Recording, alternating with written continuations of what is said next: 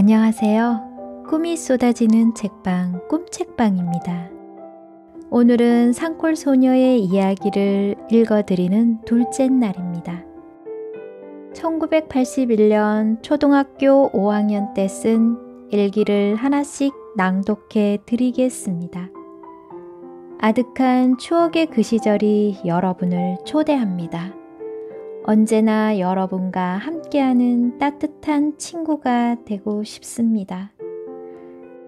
산골 소녀의 일기가 마음에 드시면 구독, 좋아요 잊지 마세요. 항상 큰 용기가 됩니다. 1981년 7월 1일 수요일 비 제목 3달 어느덧 긴 세월이 흘러 6월이란 달도 가고 7월에 들어선 첫날이다. 7월 20일 후이면 여름방학. 즐거운 나날의 여름방학 길로 꿈결을 보낸다. 내 꿈속은 여름방학. 실제는 시험 공부 때문에 후다닥. 아, 재밌다. 잠자리 한 마리 잡았다.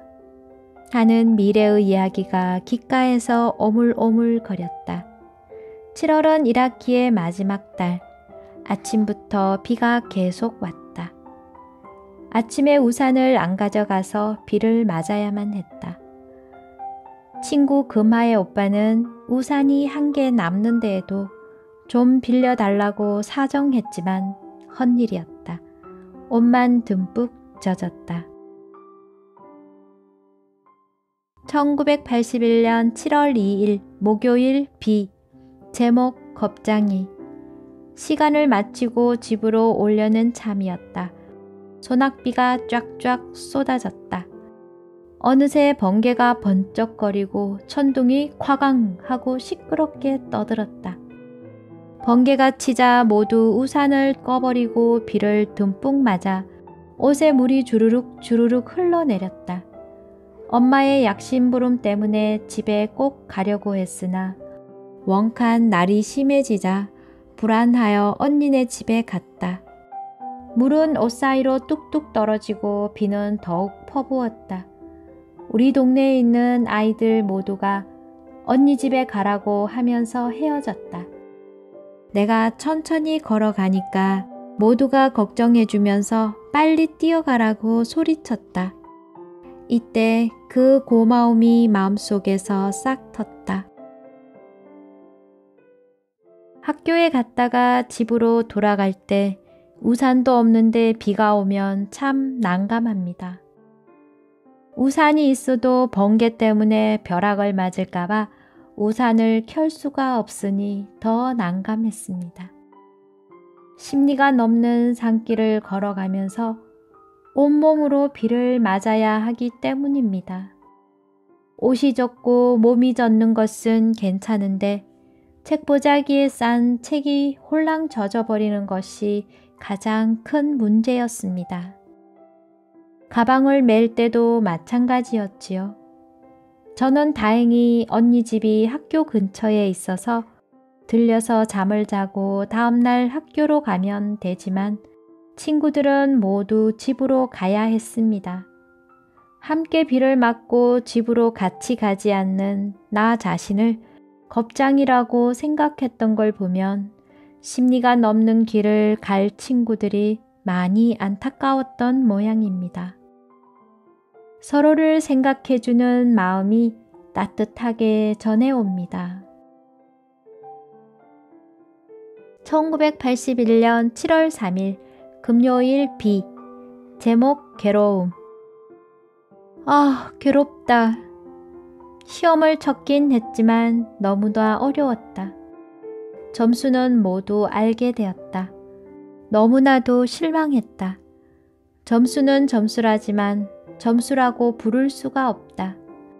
평균이 78.3이 무엇인가? 부끄러움은 그저 말할 수가 없다. 시험 공부를 많이 했는데 점수는 생각지도 못한 점수가 되었다. 군 일제고사 시험이었다. 국어, 산수, 사회, 자연 4과목만 쳤다. 산수가 85점이고 국어가 75점, 사회가 75점, 자연이 80점이었다. 결심했다. 굳게 결심했다. 열심히 공부하자. 1981년 7월 4일 토요일 흐림. 제목 바람 부는 날. 잎새 뒤에 살금살금 숨겨오던 딸기. 다칠까봐 곱게 곱게 숨겨주던 잎. 모두가 희망을 잃었는가. 서로 가엾이 보면서 눈물만 주르륵 주르륵 흘려요. 곡식들이 무럭무럭 자라오다가 바람이 불어서 담배잎만 떨어진다. 농사꾼은 잎이고 담배는 딸기로 치면 될까? 아니야, 그러면 재수가 없으니까 내가 이런 말을 해서는 안 된다. 나도 모르게 이렇게 생각되었다.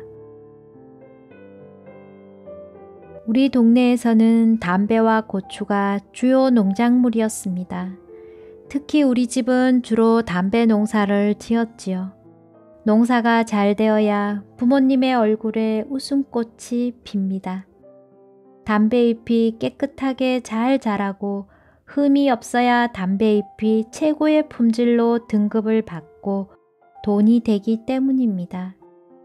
담배잎을 뜯을 시기가 되면 우리 마을에는 태풍이나 우박이 야속하게 자주 왔습니다. 옆에서 보는 저도 늘 안타까운 마음에 어쩔 줄 몰랐습니다. 농부의 마음을 몰라주는 자연 환경이 원망스러웠습니다. 힘들게 지은 담배잎을 다 망쳐버리면 한 해 농사를 접게 됩니다. 애를 태우고 시리에 빠진 부모님의 표정이 아릿하게 전해옵니다. 1981년 7월 5일 일요일 비. 제목 명숙이. 우리 뒷집에 사는 명숙이란 아이가 있다. 나는 명숙이가 밉다. 말도 바르게 안 나온다. 나는 도시락을 싸오는데 무슨 반찬인지 금한해 아이들과 미리 먹고는 학교에 와서 점심시간에는 내 곁에 와서 반찬을 같이 먹자고 한다. 밥을 다 먹고 명숙이는 미숫가루를 싸와서 나에게는 맛도 안 보이고 다른 아이만 주는 것이었다. 달라고 하는 것이 아니라 얄미워 죽겠다. 또 처음 이사 와서는 우리 집에 놀러와 찬장에 있는 돈 130원이 없어졌다. 찬장 윗칸에 돈을 넣어두었다. 명숙이 눈에 돈이 띄었다. 찬장 아래칸에 있던 주전자를 윗칸에 두자고 했다. 주전자를 윗칸에 놓고 물을 자꾸 먹었다. 그리고는 자기 지갑을 꺼내면서 너들 돈 아니다 하고 자기 집에 갔다. 돈이 없어진 것이었다. 뒷집에 있다고 싸우지 않으니까 개상치도 않다. 아마 이사 온 지 얼마 안 되었을 때에는 친구와 사이가 좋지 않았나 봅니다. 함께하는 시간이 많다 보니 한 번씩 다투기도 하지만 서로를 챙기고 도와주는 친구는 늘 뒷집 친구였지요. 고마운 친구입니다. 1981년 7월 6일 월요일 비. 제목 청소. 노근한 몸 끌고 청소하려니 짜증만 나고 내 맘 몰라 교실에 흙만 껴얹으니 더럽기만 하다. 성질이 나도 깨끗이 닦아 놓으니 상쾌하다. 새 교실은 내가 책임지고 청소하자. 모두가 더럽히고 누구도 깨끗이 하려 하지 않으니 무심해요. 비는 내려 교실이 마구 같아지고 냄새가 지독히도 났다. 점심시간에 깨끗이 청소하니 기쁘다. 오늘은 동시를 썼네요. 점심시간에 지저분한 교실을 혼자 청소하면서 들었던 생각을 동시로 썼네요. 1981년 7월 7일 화요일 맑음. 제목 실기시험. 음악 미술 실기시험을 쳤다. 음악은 레코더 불기, 계명창 부르기, 오르간 듣고 적기, 음악 감상인데 음악 감상은 하지 않았다. 레코더 불기가 4점이고 모두 5점이었다. 미술은 붓글씨, 국자 쓰기, 봄철에 맞는 커튼, 스케치, 의자, 바구니, 마련 그림이었다. 마련 그림만 4점이고 모두 5점이었다. 붓글씨가 5점이니 가장 기뻤고 계명창이 5점이라니 더욱 기뻤다. 5점이 최고 점수다. 제일 못하면 2점이다. 1학기 종합시험은 언제 치는지 모른다. 내일은 체육시험을 친다 하셨다. 1981년 7월 8일 수요일 맑음. 제목 먹고 싶은 것. 오전 수업을 하고 집으로 오는 길이었다. 모두가 미숫가루를 해서 혀로 핥아 먹으면서 군침이 넘어가게 했다. 나는 입만 다시게 하였다. 좀 달라고 해도 주지 않으니 화가 났다. 집에 얼른 와서 엄마에게 졸랐다. 그러나 다 소용이 없는 일이다. 속이 상해 마음이 들떠 있었다. 가만히 가라앉히고 밥을 먹자 먹고 싶은 것도 없어졌다.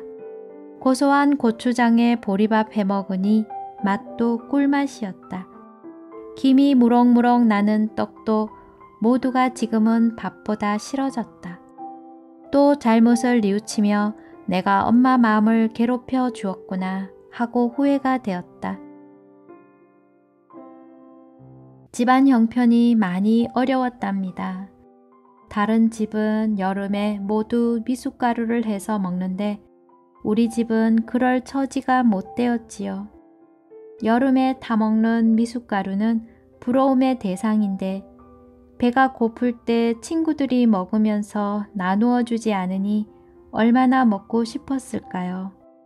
보리밥에 고추장이 꿀맛이라고 하네요. 김이 무럭무럭 나는 떡도 부럽지 않고요. 엄마의 마음을 아프게 했다고 후회하는 착한 아이였네요. 오늘은 여기까지입니다. 산골소녀의 하루하루 생활이 그 마음이 상상이 되시나요? 구독과 좋아요는 저에게 큰 용기가 됩니다. 함께 해주셔서 감사합니다. 사랑합니다. 축복합니다.